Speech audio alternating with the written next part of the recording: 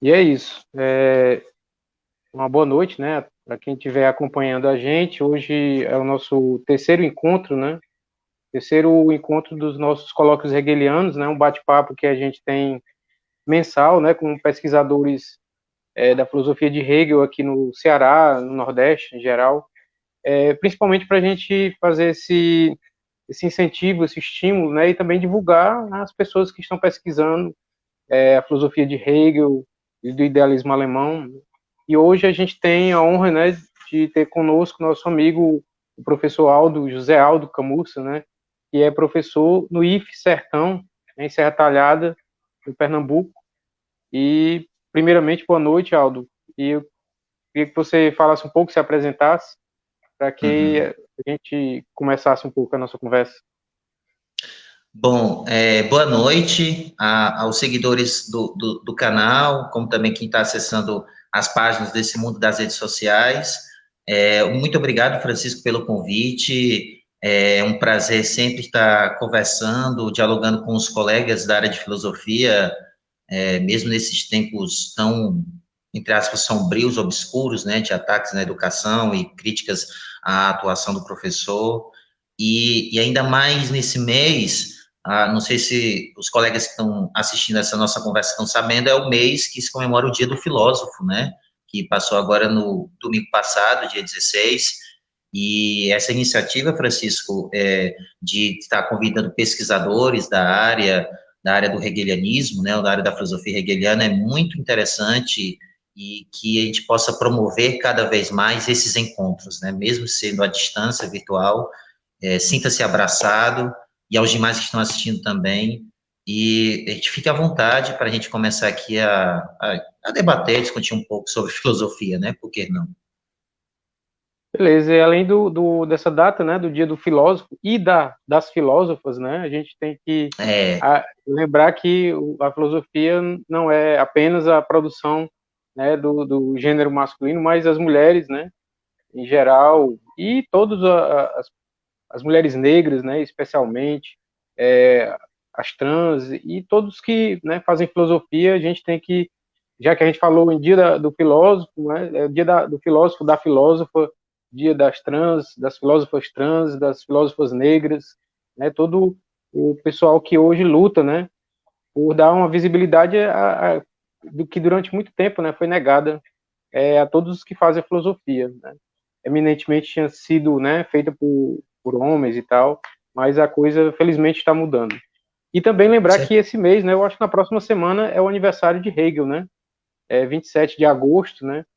250 anos de Hegel, né? Então, esse mês a gente acaba sendo contemplado com a tua fala, né? Com a tua apresentação, justamente no mês que a gente, né, comemora 250 anos de nascimento de Hegel, né? Que é uma ocasião, né, especial. E a primeira coisa que eu queria te perguntar, assim, qual a tua atuação hoje, né, como é que é lá no IF Sertão, se lá tem curso de hum, filosofia, se tu atua em outra área, e aí depois hum. fala um pouco sobre a tua formação, né, como é que foi esse processo de pesquisar Hegel, no mestrado, no doutorado e tal. Bom, você me dá uma oportunidade muito bacana de falar hoje, atualmente, no meu local de trabalho, né, no Instituto Federal do Sertão Pernambucano, né, no campus de Serra Talhada, na qual agora vai completar, assumir em janeiro, né, estamos em agosto, ainda não estamos no período chamado estágio probatório, mas, longe disso, a carreira federal tem os seus atrativos, né, como essa questão mesmo da estabilidade, como também no aspecto salarial, mas aquela coisa de você dar voos mais altos, né, a chamada coruja de Minerva, né, que tanto Hegel fala, né, da questão de você dar voos em seus maiores planos, objetivos de vida, né, nas suas metas de vida. Então, assim, é um desafio, né, você trabalhar em um ambiente que ainda tem um predomínio dessa questão técnica científica, né, dessa questão da valorização de algumas áreas do conhecimento, mas a gente está lutando, Francisco, nesse sentido de trazer a contribuição da filosofia com o nosso trabalho, né, com as nossas atuações.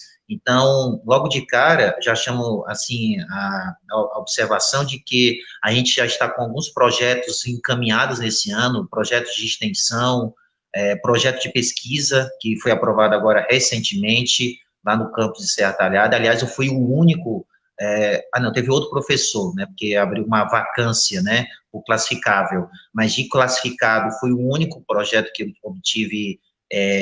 obtive aprovação.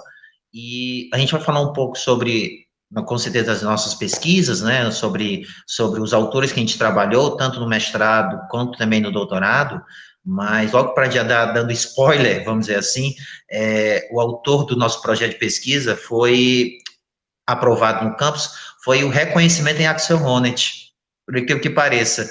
E, ao mesmo tempo, para você ter uma ideia como é que são as coisas, né? É um estudante, lá existe a graduação, né? Existem duas graduações, né, do campus, de engenharia e o de curso de física. É um estudante da física que está fazendo o terceiro semestre, que agora começa a pesquisar sobre Hegel e Axel Honneth. Então, as fronteiras, né, do conhecimento, as fronteiras da educação vão a locais e espaços que até então se não imaginava, né? E esse estudante está se interessando por pesquisar Hegel, Axel Honneth. Ele tem uns textos muito bacanas, né? E o nome dele é Pedro Wellington, até se ele estiver assistindo, um forte abraço a ele. Mas, assim, a gente está iniciando o nosso espaço no Instituto Federal, assim, pouco a pouco, né? A gente está com alguns projetos, né, com alguns colegas de outra instituição. Aliás, uma coisa muito bacana, para também fazer aqui um parêntese, é essa parceria que a gente está tendo com professores de filosofia do IF Sertão, né, de campi como Salgueiro, Santa Maria da Boa Vista, de Oricuri, de Salgueiro, da própria cidade de Petrolina. Tem um grupo, Francisco, para você ter uma ideia, chamado Sertão Filosófico, que é só de professores do IF Sertão em filosofia, encabeçado, liderado pelo professor Gabriel Cafuri, e aqui eu mando também um abraço ao professor Gabriel, que pesquisa bacharelado, mas o Gabriel está com algumas ideias, articulações muito bacanas, e sobre essa questão de projeto, a gente vai lutar, isso já é um encaminhamento nosso, de implantar na cidade de Petrolina um mestrado profissional em filosofia. Então, o Pedro mandando a mensagem, já vi aqui a consideração dele. Então, em Petrolina, Francisco José, a gente está com a iniciativa de, não sei se para agora, mas no próximo ano, ou em 2022, no máximo, ser aprovado um mestrado profissional em filosofia, que é uma parceria entre o IF Sertão com alguns professores de algumas outras instituições. Então, assim, a gente vai ainda mais dinamizar e produzir conhecimento filosófico em campos que até então você não imaginaria ter, né? Porque, de fato, o Instituto Federal ainda tem essa cultura de cursos mais voltados para ciências exatas, natureza, mas a parte da produção de humanas, eu acho que, não sei se o termo, não é o termo deficiência, mas é um termo que precisa, nós, enquanto profissionais da área de humanas, estarmos unidos, coesos nesse propósito de valorizar a nossa área de conhecimento. Então, para quem fica, né, quem está nessa região, que é muito pulsante, Cariri, Custódia, das cidades próximas de Petrolina, a gente vai estar articulando isso. Espero que no ano que vem a CAPES possa pensar realmente com bons olhos esse projeto. Então, a gente está muito esperançoso com as novas perspectivas. Então, temos, assim, projetos encaminhando e colocando toda uma articulação. E eu espero que a gente encaminhe para um sucesso, sabe? Estou muito esperançoso. Eu sou muito otimista, né? Não sei se é um defeito meu, mas é uma das minhas características, esse otimismo, sempre. É interessante que a gente está vendo essa descentralização, né, da filosofia. Você não precisa, não, necessariamente agora você está num grande centro, né, numa capital, para você ter acesso a pesquisas, né, e hoje, inclusive, pesquisas que vão não vou dizer na contramão, mas que vem talvez desestabilizar ou transformar, mudar aquela estrutura, aquela matriz que era ossificada, né, da universidade. A gente está vendo né, novas perspectivas, novas pesquisas em várias áreas da filosofia, que estão agora acontecendo em locais, né, fora desses grandes centros. A gente tem o pessoal da UVA, né, o mestrado da UVA, Exato. aproveitar e mandar um abraço para o Marcos Fábio, né, nosso colega, que também já conversou com a gente aqui, também com o John, né, o John Verdade. Aquino, que é do IF lá do Instituto Federal de Itapipoca, né, que também já conversou com a gente, né, e que ambos já têm livros publicados, né, eu não sei se tu tem também já na agulha alguma publicação de algum livro, da tua pesquisa e tal, e aproveitar agora, já que a gente está falando de tudo isso, né, como é que foi, na verdade, né, a tua formação, como é que tu chegou a Hegel, como é que foi esse processo? Bom, Francisco José, é curioso perceber que muitos dos colegas que participam de bate-papos como esse, ou de outros momentos, é curioso que muitos deles eles começam, vamos dizer assim, logo no início da carreira, ou seja, nos primeiros semestres da graduação, tendo ou monitoria, ou bolsa de pesquisa, né? Assim, no meu caso em particular, vou ser bem sincero, considerando na trajetória na minha graduação, vendo hoje, interpretando hoje, a gente começou meio que tarde. Como assim? Como assim eu vou dizer que é a questão da expressão tarde? Os trabalhos nossos acadêmicos, a de você convir comigo, Francisco José, que quando você participa de eventos, publica artigos, e quando você apresenta nesses grandes eventos, ou mesmo locais, regionais, você tem uma maturidade para a construção de um projeto, seja de mestrado, doutorado, você tem algo encaminhado. E eu, assim, eu não tinha, assim, no primeiro, segundo semestre, essa visão da universidade. Juro que eu não tinha, né? Eu tive algumas bolsas de assistência, né, durante a minha graduação, mas eu nunca vislumbrava fazer monitoria ou iniciação científica, né? Quando foi no último ano, ou seja, entre sexto e sétimo semestre, aí eu comecei a questão de ir atrás, isto é, participar de eventos, tentar publicar, né? Então, assim, do ponto de vista das produções acadêmicas, eu comecei um pouco tarde.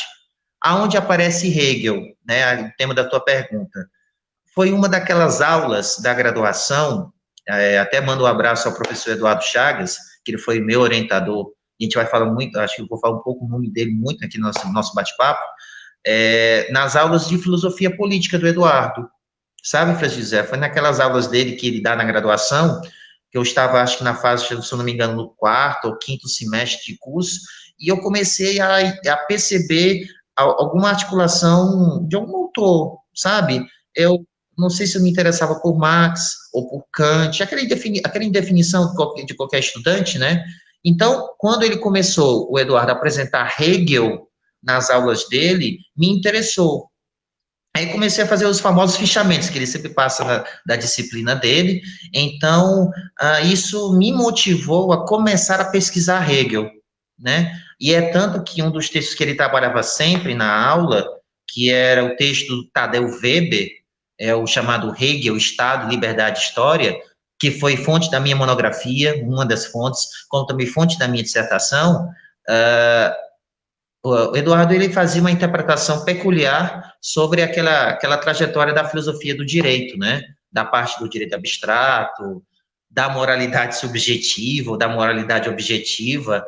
É curioso, sabe? Até a gente pode até falar sobre isso também hoje, que os textos de filosofia do direito de Hegel, até o início dos anos 2000, era muito dominado por aquela edição portuguesa. Não sei se tu lembra do texto do Orlando Vitorino, que era um texto assim que apresentava essa definição de moralidade objetiva e subjetiva. Então, ainda o texto que o Eduardo apresentava nas aulas era ainda muito dessa área, dessa tradução. Aí, no final da década de 90, os anos 2000, além dessa tradução, tem também, né, para o público, também para conhecer, tem uma versão da editora Ícone e tem da editora Martins Fontes, né, textos da filosofia do direito.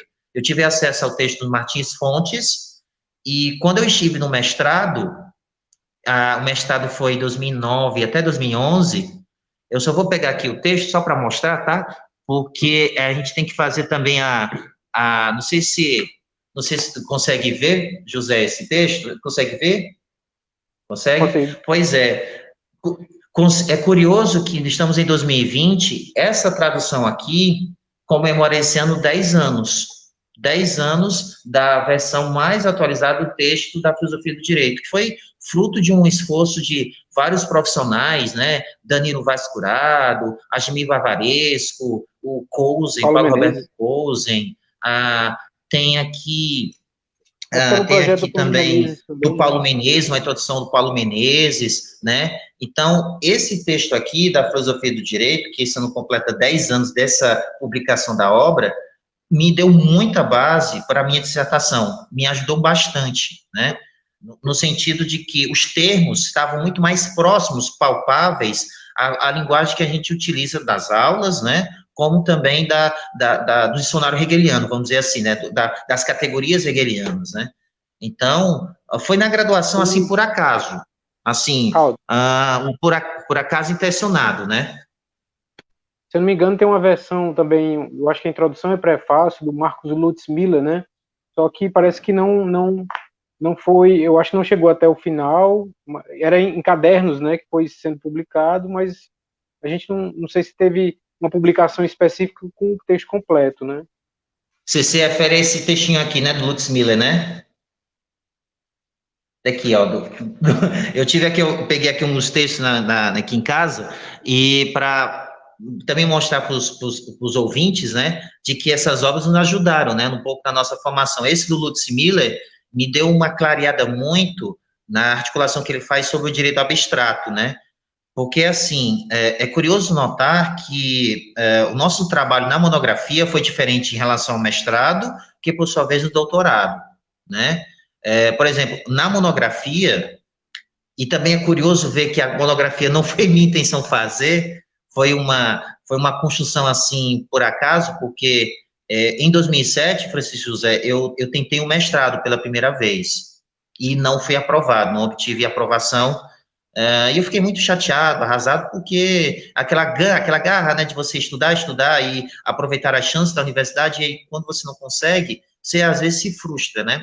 Então, Eduardo, depois da seleção, veio conversar comigo no bate-papo, dizendo, Aldo, por que você não faz essa articulação aqui com o tema da moralidade, enredo, com a eticidade, faz um texto mais enxuto, porque no mestrado, na minha primeira vez que eu tentei, Francisco José, eu fui tentar fazer uma articulação entre uma dialética, entre o contingente e o necessário.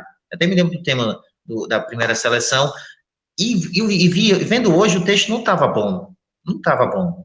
Era um texto tentando fazer uma articulação com a ciência da lógica, com a enciclopédia, e assim, para quem está assistindo, quando você não tem um domínio, ou quando você não conhece bem as categorias de um autor, ou mesmo quando você, de maneira apressada, lê o autor e acha que pode dar conta, na verdade, para as seleções, seja de mestrado, doutorado, ou mesmo em publicações que você lança, é preciso você ter a consciência de que você tem que trabalhar com o que você tem. Você não pode colocar os pés pela cabeça, né? Você não pode ultrapassar aquilo que você não tem o domínio ou que você não tem a maturidade.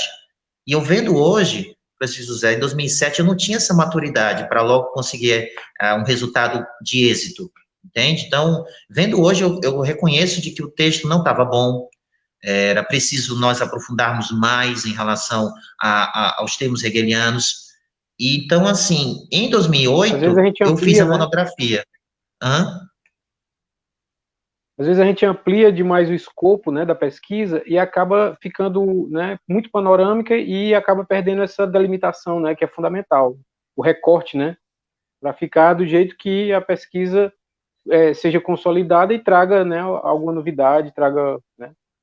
Isso é um detalhe que é fundamental. A gente sempre, né, nesse processo a gente vai aprendendo aos poucos essa manha, né, da pesquisa. Isso é verdade, tendo em vista que quando você é novo, né, até o Eduardo fala muito isso nas aulas, quando você é um menino espinhento, você não vê essas consequências do seu trabalho acadêmico, né, você quer apenas ver se você chega àquele resultado, né, e aí em 2007 para 2008, eu comecei a ser monitor, primeiramente, da disciplina do Conrad, se não me engano, de idealismo alemão, e depois, em 2008, eu fui monitor novamente, dessa vez na disciplina de filosofia política. Aliás, eu mando um abraço também, aproveitando, mandar um abraço ao professor Conrad Woods, gente muito fina, de uma elegância, como também de um trato muito forte com os colegas, como também aos seus alunos, e ele teve recentemente, teve a doença do Covid, e agora ele se curou, como também ele está ativa novamente, e aqui eu mando um abraço muito carinhoso, afetuoso ao profissional Conrad Woods e à pessoa dele, né? E, e ao mesmo tempo, quando foi para 2008, essa transição, aí eu vou me focar agora na monografia, 2008 foi a mudança, porque a partir de agora eu tentei delimitar, né? Então, eu tentei trazer na articulação na monografia os impactos da moralidade em Hegel, fazendo articulação apenas na obra Filosofia do Direito, né? Na época eu estava participando de alguns grupos de estudo, né, sobre essa obra, então eu fui tentar, na monografia, a partir dos encontros do grupo de estudo, na época, fazer uma aproximação também do texto monográfico, entre os impactos da moralidade e eticidade no pensamento hegeliano, né? E aí eu vi que o resultado, depois, foi com êxito, no sentido de que boa parte daquilo que eu escrevi na monografia, e isso é uma dica também para vocês que estão assistindo, é, quando você tem um texto que você sente que tem uma fundamentação, e quando, como você disse bem, Francisco José, essa questão do recorte, ele pode ser aproveitado também no mestrado ou no doutorado, lógico, dependendo dos recortes que você vai fazer durante a construção da tua pesquisa, né? Então, assim, a monografia, eu vendo hoje, foi um passo necessário, foi um passo importante. E aqui eu mando um abraço aos colegas da UES, né, a universidade tão valorosa aqui no estado do Ceará, onde fui professor com muito orgulho, professor substituto da UES. A gente pode até falar um pouco sobre esse período. Quando eu dava aula na disciplina de monografia, eu falava muito para os estudantes, né? Ó, gente, a questão do recorte, gente, a questão de você delimitar o tema, atente para a introdução, para a divisão dos capítulos, porque isso é importante, né? Isso é importante não só para uma banca, mas para você mesmo, enquanto pesquisador, enquanto na construção da maturidade do teu trabalho, né? Então, eu vendo hoje, Francisco José, só para fechar, eu acho importantíssimo a monografia no processo da formação do estudante na universidade, né? Que seja também utilizado na licenciatura, né? Reconheço que a minha licenciatura é muito diferente da de hoje, que é divulgada nas universidades, como é trabalhada. A gente não tinha esse apego em relação aos estágios, como hoje há essa exigência, né? A gente pode até falar isso no nosso bate-papo, mas licenciatura e bacharelado, para mim, foi importante na questão da formação do que eu sou hoje, professor pesquisador. Eu acho isso importantíssimo. Exato. E lembrando, né, que pelo menos na minha época de graduação, a gente tinha basicamente a UES como o centro, a referência, né? Depois vem o curso da UFC, né, o mestrado. Aí agora a gente tem o pessoal da UVA, né, também com mestrado, com curso. E agora no Cariri, em breve, né, quem sabe a gente também vai ter um mestrado em filosofia e criar esse ambiente, né? Esse ambiente de debate, esse ambiente de troca, né, de discussões, né, de articulações de projetos, porque até então a filosofia ela surgiu ali na antiga Fafice, né, na Faculdade de Filosofia, no seminário, e foi se laicizando, né? Aproveitando a deixa, já que a gente está falando de Hegel, né, amanhã começa o colóquio Vaziano, né, na FAGE, da pesquisa sobre Lima Vaz, né, Padre Henrique Cláudio Lima Vaz, que é um dos maiores pesquisadores de Hegel do Brasil. Né, e amanhã vai começar o seminário todo online, né, simpósio todo online, e também traz um aporte dessas discussões. Eu estava lembrando aqui, já que a gente está falando também sobre pesquisa, né, quando eu visitei o memorial lá do Padre Vaz, que fica lá em Belo Horizonte, a gente fica extasiado com o tamanho, né, da biblioteca, das edições que ele trouxe, né, e colocou lá na biblioteca de filosofia e de teologia e em Hegel, né, muita coisa, assim, e fora aquilo que ele deixou de material escrito, né, ainda tem material Perfeito. dele sendo transcrito, né, existe aulas em áudio, se eu não me engano deve ter aulas em vídeo também, E são essas figuras, essas referências, né, que a gente tem, como os nossos professores, né, que ajudaram, Isso. né, como você disse, o Eduardo Chagas é uma figura, né, fundamental, que é um grande articulador, não só um professor de filosofia, mas um grande articulador de várias atividades, de eventos, né. Eu participei daquele Exatamente. congresso, aquele de 200 anos da fenomenologia, as publicações, o Eduardo não para de publicar e né, trazer essas Exatamente. discussões. Esse clima, né, que a gente precisa manter e lembrar que no Ceará a gente tem uma tradição, né, de pesquisa no idealismo alemão que a gente não pode deixar, né, ficar para o passado, mas manter e passar adiante, né? Muita gente pesquisando. Perfeitamente. Esse aspecto que você disse acerca da articulação do professor Eduardo Chagas, nesse encontro da Fenomenologia do Espírito, dos 200 anos, nós ajudamos na época, quanto estudantes, nós estávamos na organização, ajudamos também na construção da articulação para o evento do Congresso Internacional, que ocorreu aqui no Ceará em 2009, da Sociedade Hegeliana, que fico muito orgulhoso na medida em que eu, juntamente com outros colegas da UFC, como também o grupo de estudo da UES, liderado pela professora Marli, e aqui eu mando um abraço à professora Marli Carvalho Soares, na qual ela, também com o seu grupo, também ajudaram na articulação o colóquio regional, que ela promove na UES, né, local, e que ajudou, no ano seguinte, eu me lembro muito bem, em 2008 foi o colóquio regional, promovido pelo Centro de Humanidades da UES, e no ano seguinte, 2009, o colóquio internacional, que ocorreu num hotel na cidade, na qual teve uma publicação no final. Nessa época eu já estava no mestrado, né? E aí, fazendo esse gancho do evento do colóquio internacional que ocorreu aqui, eu tive contato com alguns professores, né? Dentre eles eu conheci, se eu não me engano, um dos que ajudaram na tradução do texto Hegel, ao lado do professor Ademir Bavaresco, Sérgio Cristino, o texto do Hegel sobre as maneiras científicas de tratar o direito natural. Até me lembro que eu apresentei uma comunicação no evento, e o Sérgio Cristino estava lá, estava assistindo a minha apresentação, ele gostou muito da minha articulação falando sobre a crítica do jovem Hegel ao direito natural, que você encontra nos primeiros textos dele, né, do século XIX, essa insatisfação que ele tinha em relação ao justnaturalismo, e que isso vai ecoar no texto da filosofia do direito, na parte do direito abstrato, onde ele também faz referência ao conceito de propriedade, né, fazendo uma referência indireta à propriedade privada de Locke. Então, assim, na época, Francisco José, eu tive esse contato com esses professores e que me ajudaram, de certo modo, a moldar o meu texto para o mestrado, né? Porque quando eu saí da monografia, eu só trabalhei Hegel. No mestrado, fui fazer um diálogo com Kant. Ou seja, de que modo os impactos da moralidade, né, hegeliana de que modo os impactos, ocasionaram os impactos da filosofia kantiana da moralidade em Hegel, né?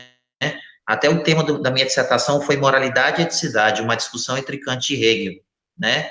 Em que eu tive que fazer essa articulação, né? Falando sobre o conceito kantiano de autonomia, heteronomia, imperativo categórico, e aí eu tive que ir atrás de outras fontes, né? Eu comecei a ler um pouco a crítica da razão prática de Kant, eu tive que ler a fundamentação da metafísica dos costumes, né, para poder fazer uma articulação com a proposta da minha dissertação, né, e aí foi curioso que nessas pesquisas começou a ter a questão do jovem Hegel, aparecia muito nos textos em que eu encontrava esses impactos, essa recepção do jovem Hegel aos textos de Kant, porque Hegel ele tem uma tentativa de reinterpretar Kant a ponto de, não digo negá-lo, mas de negar e conservar, né, apontando os aspectos positivos, como também os aspectos que Kant deveria ter melhorado, né. Então, assim, um dos textos que me ajudou bastante nessa construção da época do mestrado foi o do professor da UFMG, o Joãozinho Beckenkamp, o jovem Hegel, a formação do sistema pós-kantiano, onde ele faz uma análise acerca de como foi Hegel de Nuremberg, Hegel de Iena, quais foram as influências, quais foram os impactos do Hegel de Iena, aquele período em que ele teve uma amizade, mas depois o estremecimento da amizade com Schelling, até antes da fenomenologia, né? Então, esse período de Hegel é muito frutífero, né? Na qual tem produções muito bacanas, né? E que, assim, para os hegelianos, ainda é um terreno ainda desconhecido, porque a filosofia do direito, ela é um texto, assim, muito pesquisada, ela é muito visada, né? Ano que vem, eu não posso esquecer, ano que vem, Francisco José, vai ser comemorado os 200 anos da publicação da filosofia do direito, né? Ela foi publicada em 1821, né? Ano que vem, em 2021, vão ser 200 anos. Então, foram os últimos textos escritos por Hegel em vida, no sentido novo, né? Que depois é só reproduziu, né, a enciclopédia nos seus volumes, né, e as anotações dos estudantes da filosofia da história. Mas a filosofia do direito, ela tem muitas pesquisas, né, e assim, no mestrado, eu tentei mostrar que Hegel, ele, ao construir o conceito de eticidade, a eticidade foi uma resposta a Kant, porque na leitura kantiana, a ação moral, ela não tinha um interesse. Quer dizer, era uma ação pelo cumprimento do dever, uma pureza da ação moral. Hegel fala, por sua vez, não. Ele fala isso na parte da responsabilidade, que o ser humano tem interesse, as ações são visadas por um objetivo, por uma finalidade. A ação humana, ela tem um conteúdo, né? E esse conteúdo, ele se mostra quando você projeta isso. Não é à toa que as 3 primeiras partes da moralidade são isso, né? É o projeto, a responsabilidade, a intenção e o bem-estar e a certeza moral, né? A intenção é esse conteúdo específico, que quando a ação se efetiva, você tem um interesse. E em Kant, o cumprimento do imperativo categórico não tinha esse interesse, ou melhor, ele não teria essa preocupação de mostrar que a heteronomia também age na autonomia humana, né? Porque ele quer fazer essa cisão, né, Kant, entre autonomia e heteronomia, né? Autonomia são as normas do sujeito internas, já a heteronomia, as ações cumpridas externamente ao sujeito. Que é aquilo que interfere na ação humana. E Kant quer fugir da heteronomia, mas Hegel fala que não, a ação tem conteúdo. Então, há aqui um debate aqui propício dos dois autores, né, que eu quis mostrar na minha dissertação, né. Então, foi esse pano de fundo que ajudou depois a produzir esse texto, né. Então, no caso, a tua pesquisa foi sobre esse debate, né, da filosofia do direito, né, da Jena, ou já da filosofia do direito de 1821? Isso, foi um debate, né, um debate, porque na filosofia você mostra os conceitos, né, e vê como foi arquitetado, né, como é que foi construído. E é curioso você dar uma oportunidade, porque é difícil você começar o texto, por incrível que pareça, é difícil você começar o texto pela introdução. Eu tive muita dificuldade com a minha introdução, né? Eu tinha uma ideia do que seria os capítulos, por incrível que pareça, a introdução, o primeiro capítulo da minha dissertação foi sobre a construção da moralidade em Kant, na qual eu tive que fazer toda aquela construção categorial que ele propunha, né, sobre liberdade, autonomia, heteronomia, né, o texto da crítica da razão prática e a fundamentação foram a minha base, né, para o primeiro capítulo, na qual eu tive que fazer aquela arquitetura mesmo conceitual kantiano, né, da construção da moralidade. E aí, no segundo e terceiro capítulo, eu já faço um debate mais hegeliano, né? Ali, por exemplo, o segundo capítulo é como Hegel interpretaria essa moralidade em Kant, né? Então, o segundo capítulo foi mais sobre Hegel, e no terceiro, a eticidade. Então, basicamente, foi um pouco a construção do meu trabalho, né? Então, assim, esse debate, ele esteve presente entre esses dois autores, porque Hegel, ele queria tentar se afastar dessa visão quase que transcendental das ações do indivíduo e considerando os interesses, né? Considerando as situações que envolvem essa ação moral, né? Porque o texto do Orlando Vitorino, talvez é por conta da tradução da época, ele fala sobre moralidade subjetiva. Só que, na verdade, em última instância, é o sujeito. Quem vai implantar essa moralidade é um sujeito. Ou seja, isso já é uma redundância, eu considero uma redundância.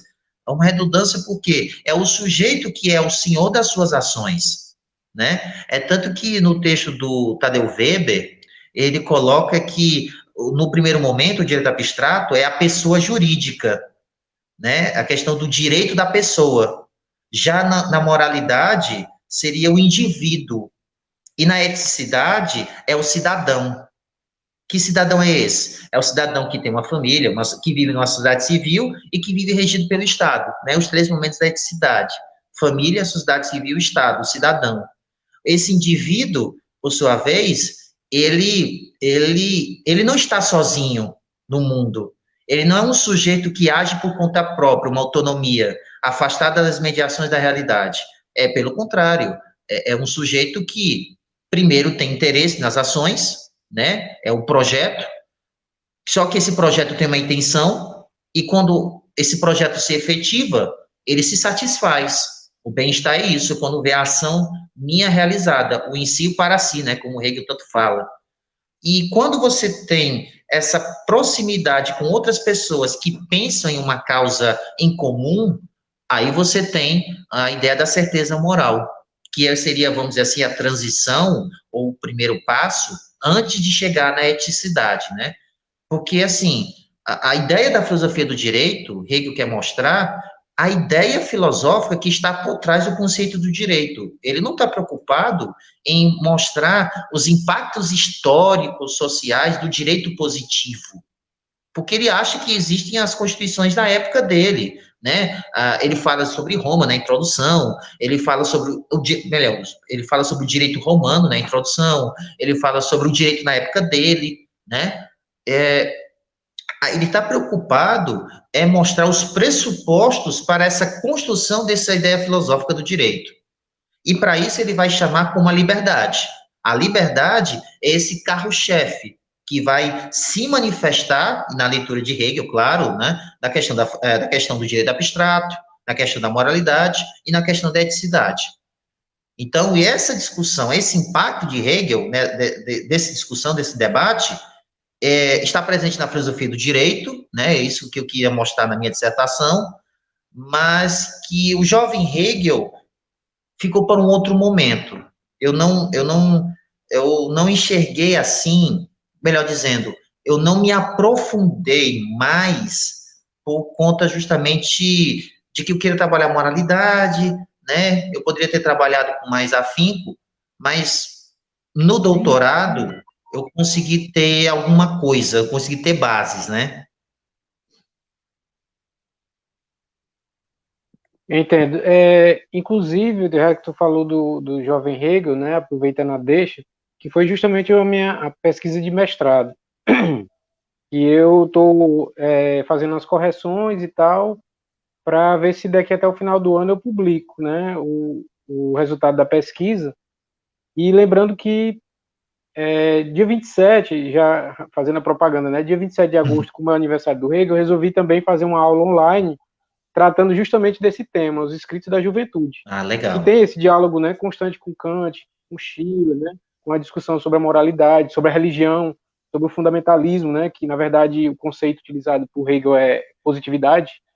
Então é justamente essa temática. Na próxima semana eu vou aproveitar porque eu estava seguindo um plano de sempre apresentar uma obra do Hegel, né, fazer uma exposição, né, das obras e tal, como uma forma de contribuir também, né, com essa pesquisa. Já que tu falou, né, aproveitando a deixa aí, eu ia te perguntar sobre a tua pesquisa com Axel Honneth, né, como é que fica Uhum, esse debate com Hegel, que é a tua pesquisa uhum. de doutorado, né? E se tu já tem, se tu tem previsão de publicar a tua dissertação, ou se tu vai publicar a tese, né, quando já está Uhum, próximo, né? uhum. Bom, quando apareceu o Axel Honneth, né, você perguntou, né? E aqui eu aproveito a deixa de dizer que foi na época que eu estava no PROCAD, né? O PROCAD, que era o projeto de parceria acadêmica entre a Universidade Federal do Ceará e a PUC do Rio Grande do Sul, em que eu fiquei por volta de dois, não, minto, quase 3 meses, 3, 4 meses, semestre, né? na qual estive no Rio Grande do Sul, assistindo como aulas como ouvinte, na época que eu estava no final do meu mestrado e antes da minha apresentação, né, que foi em 2011. Então, eu tive contato, primeira vez, com Axel Honneth, Francisco José, nas aulas do professor Agimir Bavaresco, na qual ele falava dos seminários dele de filosofia política, na qual ele apresentou alguns autores contemporâneos que faziam uma releitura da obra hegeliana, na qual ele citava nas aulas, na época, Charles Taylor, Nancy Fraser e o próprio Axel Honneth. E ele trabalhava o texto, a luta pelo reconhecimento, né? Então, assim, aquele texto, eu começando a ler, a pesquisar, me deu uma base para pensar qual seria realmente os impactos. Porque assim, quando você trabalha muito com os clássicos, às vezes você esquece de fazer as relações com o mundo atual, com a sociedade atual. E se você não fizer esse gancho, ficaria o trabalho pelo trabalho, ou seja, mais um trabalho clássico, sem nenhuma mediação, ou sem nenhuma relevância ao mundo contemporâneo. Então, quando eu comecei a ter acesso ao texto do Honneth, isso me gerou uma inquietação tendo em vista que era um autor que continua vivo, tem hoje mais de 70 anos de idade, ele é atual diretor do Instituto de Pesquisa Social Crítica em Frankfurt, né, a atual Escola de Frankfurt, e ele traz uma releitura de Hegel a partir das premissas atuais da sociedade das minorias, ou seja, os impactos das chamadas experiências de desrespeito, que acontecem em alguns grupos chamados minoritários, em que essas experiências de desrespeito gerariam os impactos no mundo político, ou seja, a ideia dos embates, que na leitura do autor, Axel Honneth, são necessários para que seja efetivado as suas pautas reivindicatórias, vamos dizer assim. Então, quando eu tive acesso ao texto da luta pelo reconhecimento, acho que eu tenho aqui, só um minutinho, pronto, só para fazer aqui a propaganda do texto da luta pelo reconhecimento.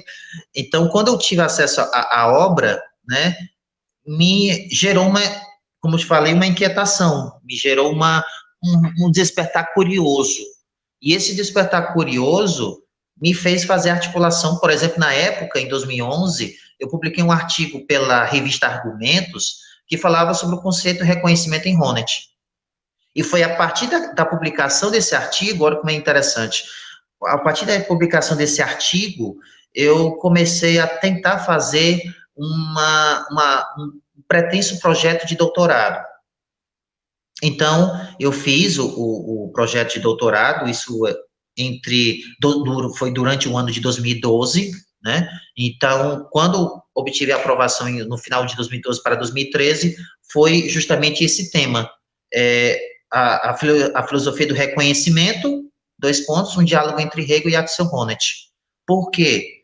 Porque Hegel, nos textos juvenis, fala sobre a categoria da intersubjetividade, mediação entre eu e o tu, duas ou mais pessoas, que nessa mediação você teria uma força de interatividade, uma força de princípio de afirmação e negação. É aquilo que aparece bem próximo ao texto da fenomenologia do espírito, né, da dialética do senhor e do escravo. Então, Honneth, ele não segue essa lógica de Hegel da fenomenologia do espírito. Ele não considera essa filosofia da consciência uma proposta salutar para as demandas do mundo atual. Então, Honneth, ele faz uma espécie de releitura, mas das obras anteriores da fenomenologia do espírito. Ou seja, a filosofia do real, sobre as maneiras científicas de tratar o direito natural. Ele vai chamar o período na qual Hegel viveu em Iena. Pronto. Aquele período de Hegel de Iena, filosofia do real, sobre as maneiras científicas de tratar o direito natural, e outros textos, Honneth percebe que há uma profundidade discursiva interessante. E ele aproveita isso. Então, ele analisa essa categoria hegeliana do reconhecimento a partir desse recorte. E eu tento seguir esse recorte na minha tese, né? Porque, mais uma vez, friso, a Hegel da fenomenologia adota uma outra postura, isso na leitura de Honneth. Então, eu segui também esse percurso. E aí o jovem Hegel, aí aparece, né? O primeiro capítulo da minha tese, para você ter uma ideia, foi justamente sobre esse assunto, sobre essas influências dos textos Aqui não posso esquecer o texto das edições 70, o Sistema da Vida Ética. O Sistema da Vida Ética que também foi base também para a minha tese de doutorado, o Sistema da Vida Ética. E sobre as leis científicas de tratar o direito natural, como falei, e a filosofia do real, o texto aquele espanhol, ainda a versão espanhola. Então, essas foram as minhas fontes para o primeiro capítulo. Aí o segundo capítulo da minha tese foi sobre o reconhecimento próprio de Axel Honneth, né? O texto A Luta pelo Reconhecimento, a gramática moral dos conflitos sociais. Também ele tem uma outra obra, que é de 2007, que ele faz uma reatualização da filosofia do direito de Hegel. O título é O Sofrimento e Indeterminação. Ele faz uma releitura também da filosofia do direito, a partir dessa premissa do século XXI. Então, o segundo capítulo da tese foi basicamente esse diálogo com Honneth, citando essas indicações de Hegel em relação ao primeiro capítulo. E aí, no último capítulo, foi os impactos do reconhecimento, né? Os impactos falando sobre autores como Honneth e Charles Taylor, Honneth e Nancy Fraser. Eu fiz mais um debate contemporâneo, né, no último capítulo, né, citando as discussões que estão permeadas por esses autores sobre essa categoria. Entende? Então, foi assim a função da minha tese, né, dessa articulação. Beleza, é essencial essa discussão, né, com a atualidade, com os autores, né, contemporâneos, porque existe até algumas pessoas que dizem, né, que o pessoal que estuda Hegel não consegue ir além do que o próprio Hegel diz, né? Às vezes acabam repetindo muito o que o Hegel diz, não conseguem fazer esse debate ou essa atualização. E eu acho que isso é um trabalho que é fundamental, né? Que a gente também possa discutir com esses autores, que são os autores que estão aí no auge, né? Principalmente na academia, né? Como Foucault, né? A gente tem uma referência de um cara que trabalha também essas discussões, que é o Safatli, né? Da USP, Isso. que faz um diálogo com Hegel e traz esse debate com outros autores. E às vezes a gente fica, né? Muito limitado a um gueto, né? De pesquisa em Hegel, mas muito, como é que a gente pode dizer, tímido, né? De ir além, de dar um passo além, né? Atualmente, eu estou fazendo uma linha de pesquisa, né? Trabalhando numa linha de pesquisa que é de filosofia intercultural. Então, por isso eu fico dialogando com tradições de filosofia que estão para além, né, da filosofia europeia.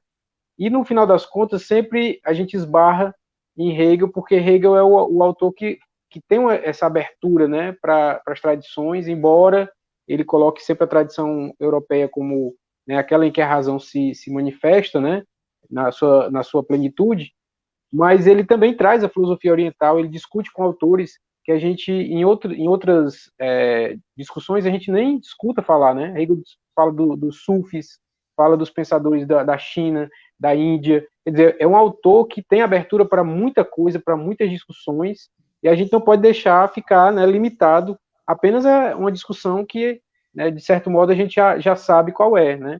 E tentar encontrar em Hegel, né, essas possibilidades para além de Hegel. O próprio Hegel deixa isso, né? E aproveitando a deixa, eu vou até falar aqui da satisfação que eu tive essa semana. Eu fui em Fortaleza, né? Fui pegar a edição, né, do John, né, a publicação do John Aquino sobre normatividade e historicidade da liberdade em Hegel, né? E agradecer a ele, né, por ele lembrar, né, de fazer essa cortesia, né? Digamos assim, a gente tem que se ler, né? Os autores têm que se conhecer aqui na nossa região, para não ficar sempre aquela coisa. Às vezes a gente, claro, tem muita coisa sendo feita no sul, né? Os grandes centros e tal, mas a gente tem que olhar, né? Ter um olhar para a nossa própria produção, para os nossos colegas, as nossas pesquisas. E aí é justamente essa deixa para a gente já se encaminhar para os finalmente, né? De saber quais são os projetos que tu tem, assim, para diante, né? O que é que tu vê, quais são as possibilidades que tu vê para pesquisa sobre idealismo alemão, sobre Hegel, e quais são projetos que tu alimenta, assim, para o futuro, né? O que é que tu vê, assim, no horizonte, com possibilidades? Olha, assim, projetos de futuro é uma coisa meio assim. É difícil a gente pensar num projeto para 4 ou 5 anos, né? A gente é muito vive por agora, pelo instante, né? Como eu falei no início, a gente tem, no caso, um orientando, né, no projeto de iniciação científica, né, do CNPq, A gente tem uma bolsista no nosso campus, lá em Serra Talhada, do projeto de extensão, né? Eu me lembro que na minha época de substituto da UES, nós tínhamos monitoria, eu tive 2 monitores, né, na qual estava uma disciplina de teoria do conhecimento, para você ter uma ideia, na qual a gente falava muito sobre autores como Platão, Kant, Karl Popper. Eu tive também iniciação científica também na UES, né? Eu acho que essa abertura que você falou, eu queria fazer aqui uma observação em um parênteses com muito orgulho e carinho, de que antes de a gente chegar nessa trajetória do Instituto Federal, além de ter trabalhado também na UES durante 4, 5 anos como professor substituto, eu também estive em escola pública, né? Saí da educação básica, né? Eu trabalhei por quase 7 anos e meio na escola Adalto Bezerra, em Fortaleza, né? Na qual essa pujança, por essa questão da interdisciplinaridade, ela está muito presente na escola, né, com os colegas da área de humanos. E aqui eu mando um abraço a todos os profissionais que fazem parte dessa instituição tão valorosa e aguerrida no estado do Ceará, né, a Escola Adalto Bezerra, em que eles trabalham com a educação com amor, com dedicação. E por que eu falo isso? Quando você está na educação básica, você não consegue ter o tempo necessário para a pesquisa, né? Para as publicações. Você até perguntou, né, instantes atrás, se eu tinha alguma publicação em mente. Tenho agora no sentido de que eu encontrei tempo, né? Vai sair agora, daqui a alguns dias, um artigo meu na revista Visu, uma revista lá do Sertão, IFF Sertão Pernambucano. Também vai ser um artigo nosso em uma publicação do Jarbas Vasconcelos, né, que foi orientando do Eduardo Chagas na educação, né, da FACED, na qual o tema é justamente filosofia política, conhecimento e educação, e tem um artigo nosso que vai ser publicado já ainda nesse ano. Os projetos que você se refere justamente são esses, né, essa questão das publicações. A gente está com algumas publicações desses artigos em vista, né. Sobre a questão da tese, eu vou pensar com muito carinho, não sei se para o próximo ano, vai ter que ver essa questão mesmo de orçamento e procurar também uma editora, para publicar um pouco também da minha obra da tese, né? Acho que seria interessante que o público possa ter acesso também a esse diálogo entre Hegel e Axel Honneth, né, como uma forma de dinamizar e oxigenar também as publicações desse movimento do hegelianismo, da teoria crítica, né? Então, assim, essa questão na nossa atuação, ela é muito, como eu posso dizer, ela é muito, ao mesmo tempo, apaixonante, mas também massacra, né? Apaixona porque a gente gosta de estar em sala de aula, contato com os estudantes, né? O contato com os temas da educação que afligem no momento, mas, por outro lado, é massacrante no sentido dessa questão da bitolado dos horários, essa questão de entregar os prazos, né? Então, assim, teve um período na qual, na nossa formação, que a gente teve, a pesquisa a gente deixou um pouco de lado, né, porque quando você está em sala de aula, você fica muito sobrecarregado com essas tarefas de sala de aula, e agora com essa oportunidade de estar numa instituição federal como o IF Sertão Pernambucano, a gente vai retomar com maior afinco, tendo em vista que a questão das pesquisas, a gente precisa dar uma continuidade, a gente tem que deixar um legado, né? O legado são os estudantes, o legado são aqueles que continuam a trabalhar com Hegel, né? Eu tenho muito orgulho de ter que tive orientandos na UES que trabalharam Axel Honneth na monografia. Eu tive 2 orientandos, né, da UES que trabalharam Axel Honneth na monografia por conta dos nossos encontros da sala de aula. Participei agora, acho que agora não, recentemente, de uma defesa de dissertação de um colega que pesquisou Hegel na UES, né? Então, assim, a gente vê muito hoje o momento. E aquilo que aparecer de publicação, por assim dizer, a gente publica, não só para a questão do preenchimento do currículo, não vejo isso, mas a questão de nos aprimorarmos, valorizarmos a nossa atuação, né? De construir esse legado, que eu vejo muito essa questão do legado, né, dessa continuidade do trabalho, né? Se a gente conseguir formar discípulos, vamos dizer assim, o Eduardo tem muito dessa característica, né, de ter os orientandos, as pessoas próximos a ele, Eu queria também ter esses discípulos, essas pessoas que vão continuar com o nosso trabalho, com as nossas pesquisas, e isso é muito bacana, né? Na verdade, a gente pode dizer que a gente acaba criando um núcleo de trabalho, né? Às vezes o professor ali está como um núcleo, né, para, digamos, disseminar novas propostas de pesquisa e orientar, né? E é justamente esse o papel, né? E é interessante esse diálogo, né, com o ensino médio, né, com a educação básica que você falou. Eu também tive, né, essa experiência que eu acho que é fundamental. E aproveitar também que tu falou do Adalto Bezerra, tem um primo meu que ensina lá, o Júnior, né?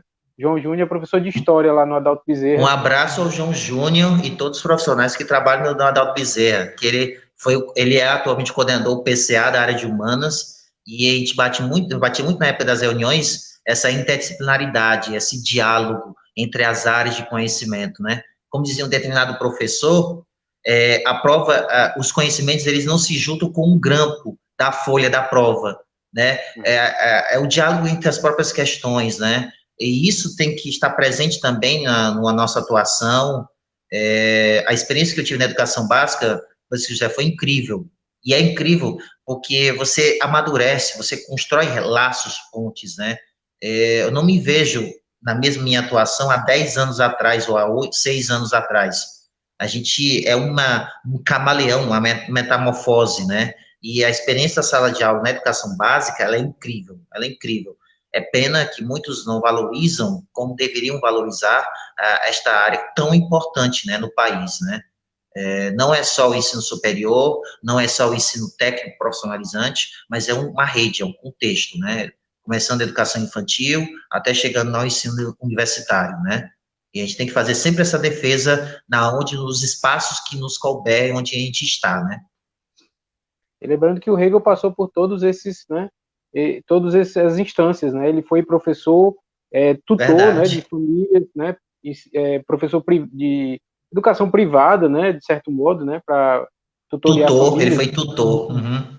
Mas ele também ensinou em ginásios, foi reitor em ginásios, preparou, né, toda uma proposta, né, de ensino para jovens, né, na Alemanha. Quer dizer, ele e depois professor na universidade. Então, a gente acaba passando por esse itinerário que é fundamental, porque só agrega, né? O importante é que a gente não vá para um outro nível, né, para um outro momento e esqueça do momento anterior. Tem que conservar, né, como diz o É Alfredo, né, a verdade. dialética tem que trazer. Não é à toa que também ainda o PIBID, né, tem sido um espaço fundamental para esses projetos, né, que articulam o ensino acadêmico com outras formas, com outras metodologias, né, com outras iniciativas.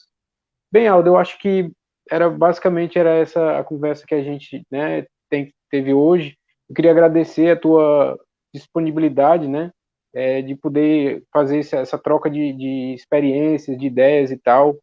Agradecer o pessoal que acompanhou, né, o Pedro, o Wellington, o Rafael e o John, não sei se mais alguém que acompanhou, porque os poucos comentários que a gente teve, mas lembrando que essa conversa fica na página, né, nessa página do Filosofês, mas aí depois eu vou salvar e vou colocar no YouTube, né, num canal no YouTube, e Pronto. depois a gente vai multiplicando e no próximo mês a gente espera convidar outra pessoa também que seja, né, dessa mesma linha, né, e que a gente possa divulgar essas pesquisas em Hegel no Ceará e no Nordeste.